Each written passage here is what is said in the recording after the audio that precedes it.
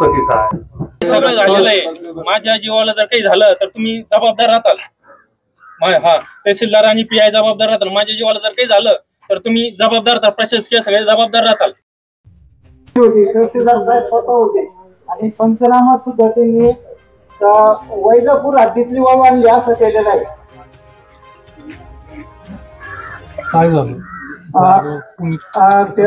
आवड भाऊसाहेबाला यांना खूप मारलं गेलं। काही जण ऊसातून पळून रात्री 2, 2:30, 3 वाजता घरी आले।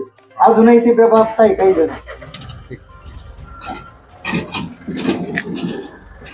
तहसीलदार तो म्हणतात बंद केली वाळू त्यांनी खड्डे खाल्ले पण ती उपसली ना परत नाही आधी चालूया। आता ते तो म्हणतात बंद झाली वाळू, एवढ्या पुरती बंद होती। तालुक्याच्या हद्दीतली वाळू केली। सकाळी परत सरपंच पूर आलेले होते गावामध्ये।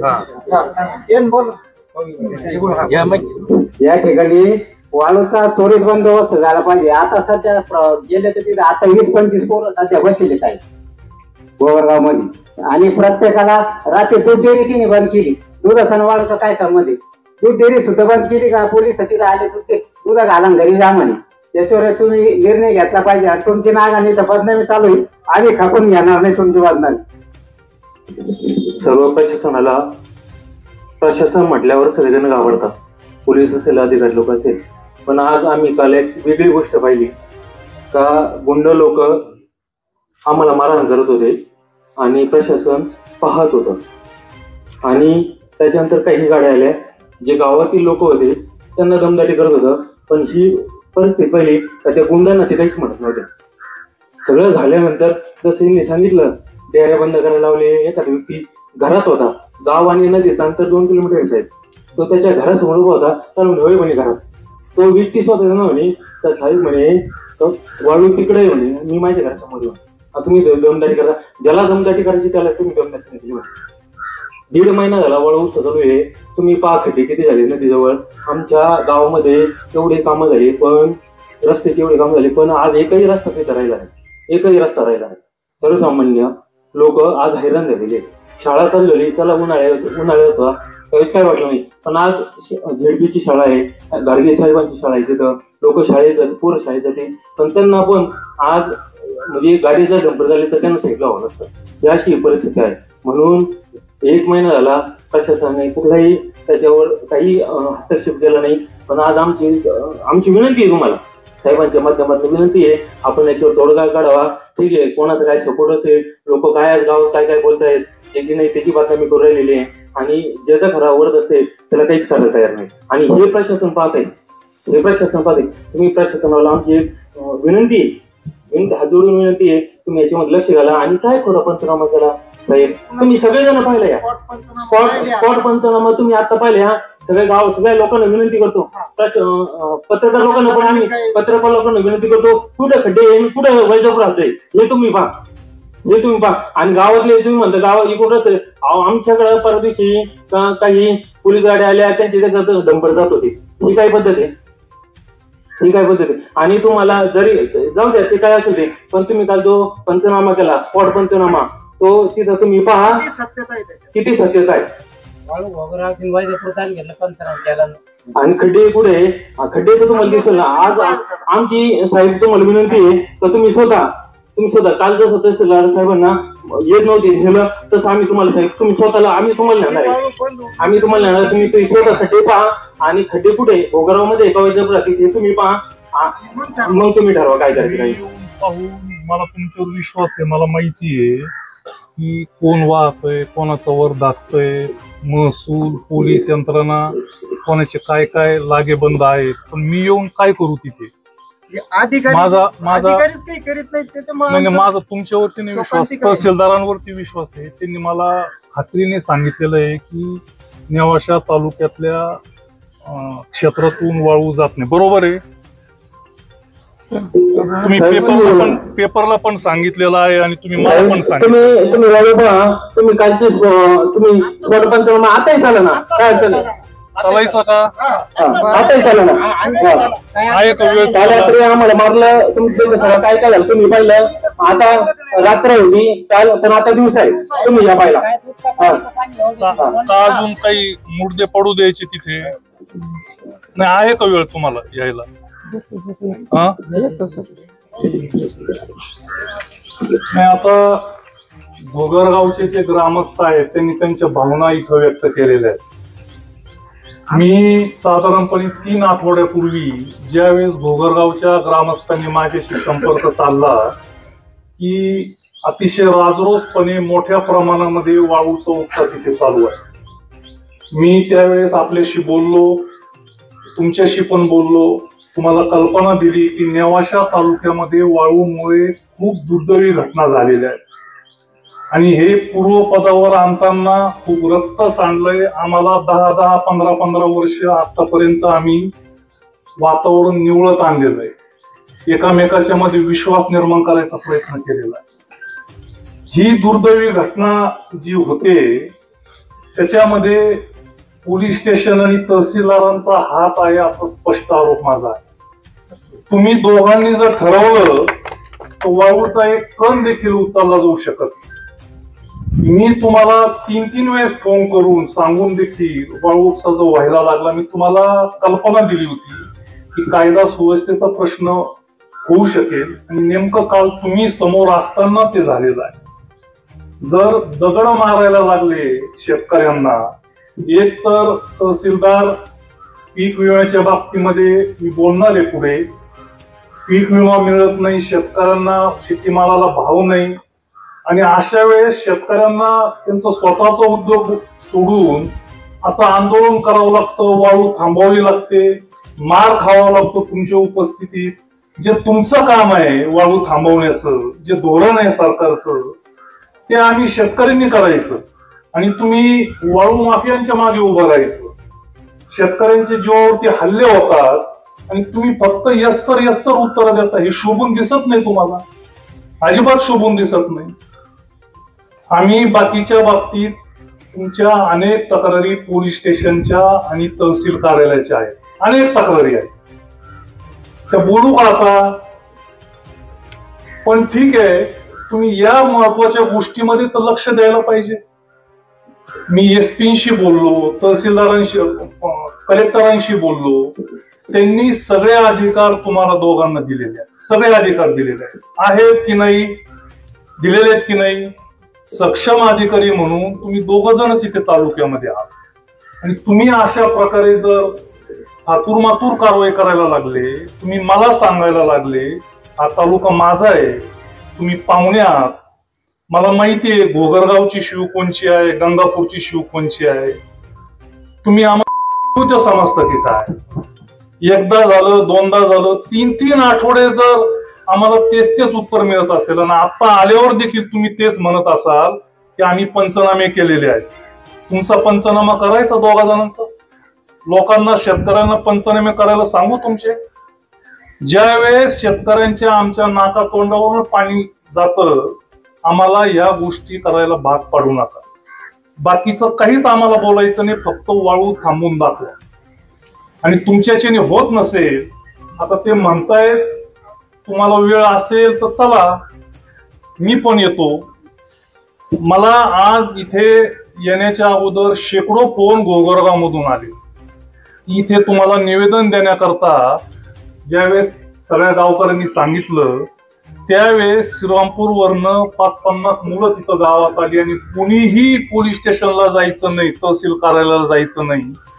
तुमच्याच पोलीस स्टेशन आणि तहसील कार्यालयात निरोप जातात की असा मोर्चा येणार आहे, लोक येऊ देऊ नका.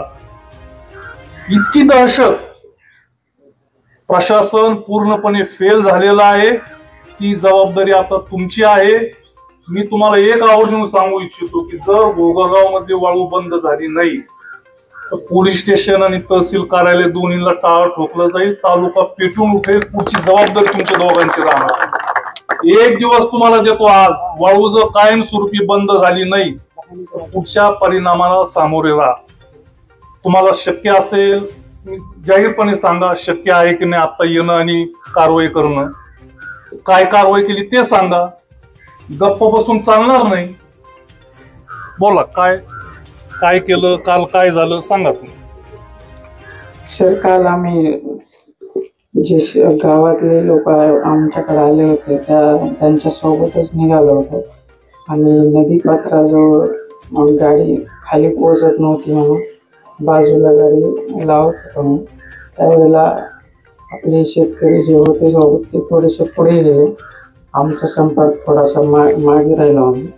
त्यावेळेस ते जमावात ही घटना घडून आली सर. त्यानंतर 2 मिनिटातच जमाव इकडं तिकडं पांगला सर, पळापळी झाली. ते जाणलं किती मारलं सर तुमच्या समोर? मी पण होतो त्याच्यात. नाही, मला पण मारलं. तिसरी व्यक्ती हे त्याच्यातले. मला पण त्यांनी आम्ही दोघे एकत्रच होतो काल. आणि त्यानंतर आम्ही सर पात्राकडे जाऊन त्याचे 2 डाव तुम्हाला मारलेलं असताना हे पण तिथं होतं. होते ना, गाडीत जाऊन बसले. सर ते पळापळी झाली तेव्हा आम्ही तुम्ही पण पळून आले. त्यांची भाषा कुठली होती किंवा काय कुठलं होती हे पण सांगा. सांगा ते लोक काय बोलले, त्याच्यामुळे कोणीच घाबरले, सगळे घाबरले लोक. तिथे यायला साहेबांना मी तो विषय सांगितला. त्यानंतर घटना पूर्ण झाली. नाही तुम्ही सगळेजण आज तिथं या साहेब. तिथं पहा खड्डे कुठे आहे, जे वैजापुरात तिथे गंगापुरात तिथं घोगराव तिथे हे पहा तुम्ही. आणि खरं खोटं तुम्ही क्लिअर करा. खरं खोटं नाही. उत्खननाबद्दलच बोलतो मी. उत्खनन आपल्याही भागातलं झालेलं आहे आणि त्या भागातलं ते म्हणत होते. मला काय नक्की ते बोललेत ना, झालंय आपल्या भागात. आपल्या भागातलं आहे पण बहुतांश तिकडचा भाग. कारण आपण जेव्हा नदीचं पात्र तुम्ही खरं खोटं करायला तिथे या, सगळेजण या. झालेलं आहे लगेच या. आपल्या भागात झालेलं आहे. त्यांच्या भागात झालेलं आहे. नाही या अशी पळवाटा करू नका तुम्ही सगळेजण तिथे या. नाही आम्ही येऊ. गावातली कमी होईल. आणि तो पुन्हा पुन्हा पंचनामा करा. करा. आमच्या आग्रहाची विनंती. त्यांना प्रोटेक्शन बी द्या. आणि हे सगळं झालेलं आहे. माझ्या जीवाला जर काही झालं तर तुम्ही जबाबदार राहताल. हा तहसीलदार आणि PI जबाबदार राहताल. माझ्या जीवाला जर काही झालं तर तुम्ही जबाबदार राहताल. प्रशासकीय सगळे जबाबदार राहताल.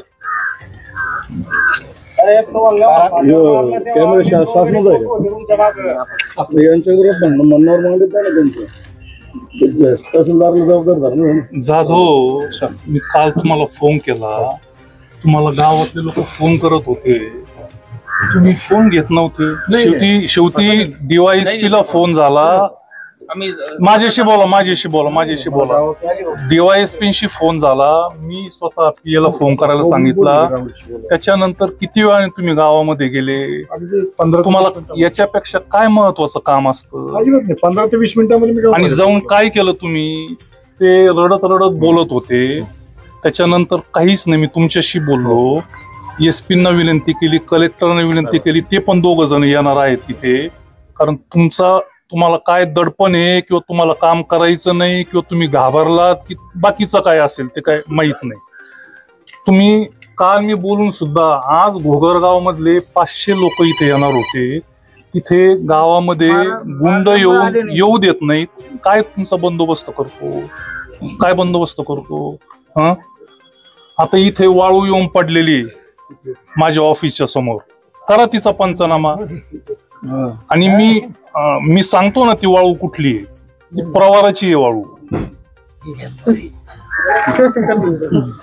तुम्हाला खड्ड दाखवतो प्रवाराची, कुठं वाळू आहे कुठं खड्डा आहे.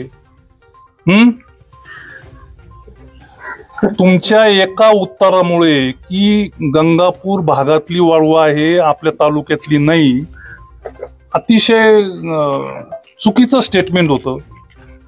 कोणी कुठून वाळू वाईल आणि सांगल की गंगापूर भागातली होती. आणि त्यांचं ते जे बोलतायत मला, त्यांनी जे सांगितलं की आम्ही सक्षम आहोत काम करायला, फक्त महसूलचं तुम्हाला सहकार्य भेटत नाही. बरोबर आहे? नाही असं नाही. दोघे मिळून करतोय नाही, सहकार्याने असं नाही करतोय. तुम्ही काल बोलले माझ्याशी की हे काम महसूलचं आहे, महसूलने आम्हाला सांगितलं तर आम्ही लगेच कारवाई करू. बरोबर आहे? मी काय असं नाही करू. मग महसूल सोडून PI कारवाई करू शकतो की नाही करू शकत? का नाही केली 3 आठवड्यामध्ये? आम्ही आता जे चालू आहे तेही बंद करतो. अरे इतकं सहजपणे बोलतो तुम्ही. करू 3 आठवडे का नाही केली? आता कशी बंद करणार? सगळ्या लोकांसमोर सांगा, कशी बंद करणार तुम्ही? मी कारवाई करतो ना, कारवाई करून बंद करतो. लोकांचे मुद्दे पडल्यावरती कारवाई करणार का तुम्ही? नाही. मारहाण होती लोकांना निवेदन तुमच्यापर्यंत येऊ देण्याकरता सुद्धा लोक येत नाही. त्यांना विनंती केली तुमची फिर्याद दाखल करायला, आम्ही दाखल करतो, तिथंच घेतो. नाही त्यांना म्हटलं की मी रात्री नाही, तुम्ही फिर्याद दाखल करा म्हणले, तुम्ही प्रशासन काळजीच घेत नाही तर फिर्याद दाखल करून काय करता? तुमच्या समोर मारलं का नाही? तमनार दादा होते, तमनार दादा देखत मारलं. थोडं जरा कायदे सगळ्यांना समजतात, कायद्याचा धाक असतो, ह्या गणवेशाचा धाक असतो, त्याच्या आतमध्ये एक माणूस असतो जाधव म्हणून. फार कायदेशीर नका बोलू. कोणाची हिंमत होणार आहे? कोणाची हिंमत होणार आहे? हिंमत होणार आहे का? हा, आणि त्यांनाही काही तुम्हाला त्रास द्यायचा नाही आणि त्या लोकांनाही त्रास द्यायचा नाही. न फिर्याद दाखल करता सुद्धा तुम्ही जर ठरवलं, गावात गुंड येणार आहेत का तिथले? ठरवलं तर काय उत्तर आहेत तुमचे? पाहतो आणि हे करतो.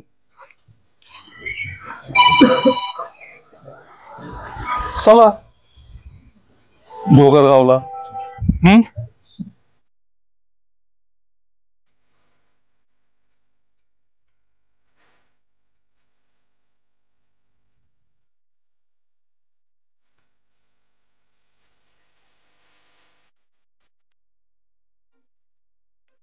या गोष्टीवर तुम्ही काय सांगा? काल घोगरगाव येथनं संध्याकाळी अनेक शेतकऱ्यांचे फोन आले की घोगरगावमध्ये मोठ्या प्रमाणात जवळपास 3 आठवड्यापासून किंवा 1 महिन्यापासून वाळू उपसा चालू आहे. दररोज जवळपास 50 ते 60 मोठी वाहनं दिवस आणि रात्र वाळूची वाहतूक करतायत.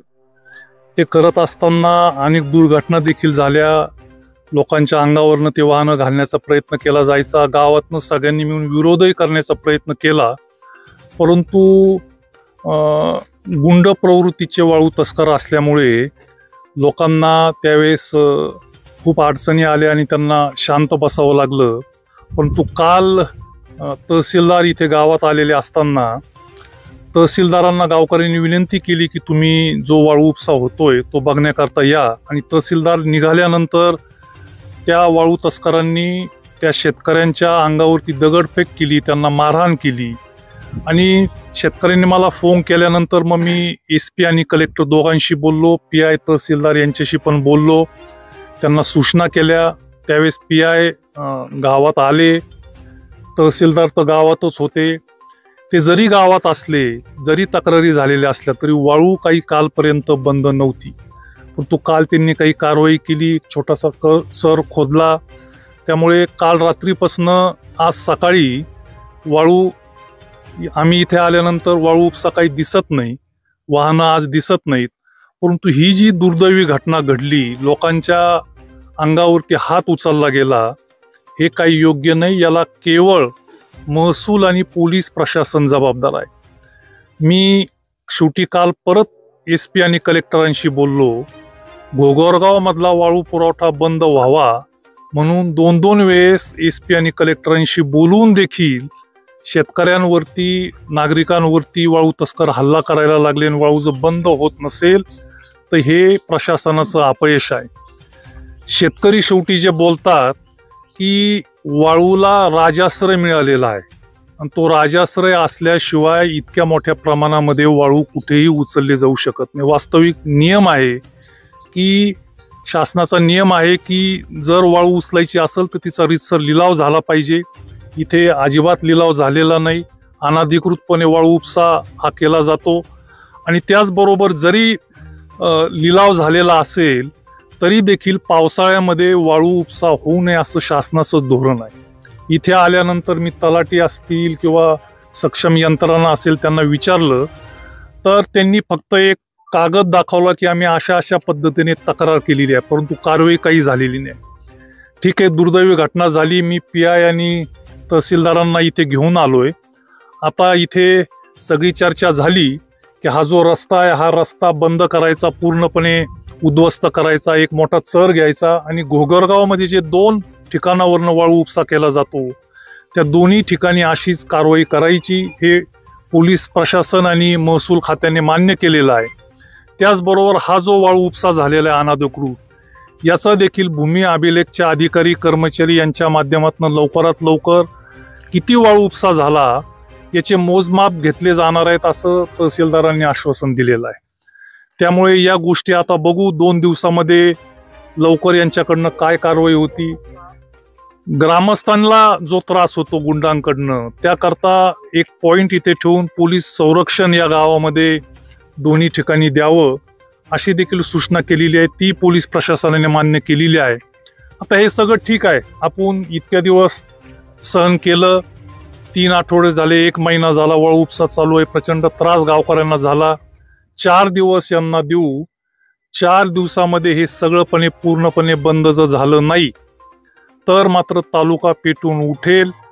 तालुका तहसील कार्यालय आणि पोलीस स्टेशन एकाच ठिकाणी आहे. काम बंद आंदोलन करून आमच्या जीवावरचा धोका जो आहे, त्याचबरोबर वाळू उपसा जर बंद होत नसेल तर तुम्हाला काम करण्याचा काही अधिकार नाही. हा इशारा मी या निमित्ताने प्रशासनाला देऊ इच्छितो.